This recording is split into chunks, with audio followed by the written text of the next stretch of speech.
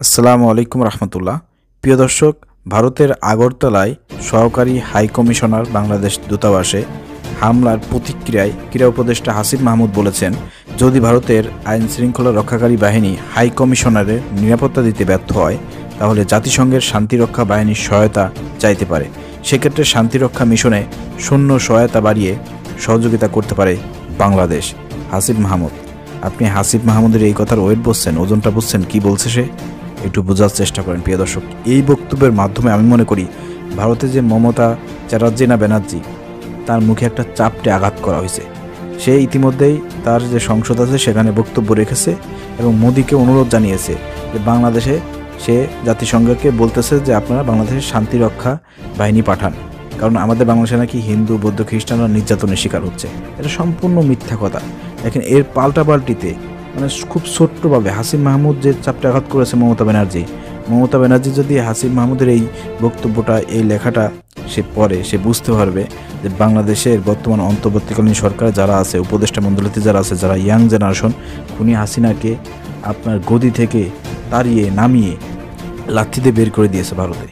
সেই ধরনের পাওয়ারফুল, সেই ধরনের ইয়াং জেনারেশনরা বর্তমান ক্ষমতায় আছে, অর্থাৎ তাদের কথাগুলো এমন ধারালো হবে, সেটা হাসিব মাহমুদের এই বক্তব্য পড়লে পারে সে বুঝতে পারবে। প্রিয় দর্শক, যদি ভারতের আইন শৃঙ্খলা রক্ষাকারী বাহিনী হাই কমিশনের নিরাপত্তা দিতে ব্যর্থ হয়, সেক্ষেত্রে হাসিব মাহমুদ বলছেন যে সেক্ষেত্রে আমরা শান্তিরক্ষা বাহিনীর সহায়তা চাইব। শান্তিরক্ষা বাহিনীতে সহায়তা চাওয়ার সঙ্গে সঙ্গে সেক্ষেত্রে যদি শান্তিরক্ষা মিশনে সৈন্য সহায়তা বাড়ান লাগে, সেক্ষেত্রে বাংলাদেশ সহযোগিতা করবে। মানে শান্তিরক্ষা মিশনে যদি কোনো রকমের কোনো সৈন্য দরকার হয়, বাংলাদেশে অসংখ্য সৈন্য আছে, শান্তিরক্ষা মিশন তারা যেতে চায়, কারণ গেলেই টাকা পয়সা লাভ। একটু ভাঙাই বলি, গেলেই তো সে লাল বুঝেন নাই। এই জন্য বাংলাদেশে সবাই হা করে বসে থাকে যে কে সেনাবাহিনীর মধ্যে বলেন, অন্য বাহিনীর মধ্যে বলেন, কে কোন সময় একটু শান্তি মিশনে যাবে।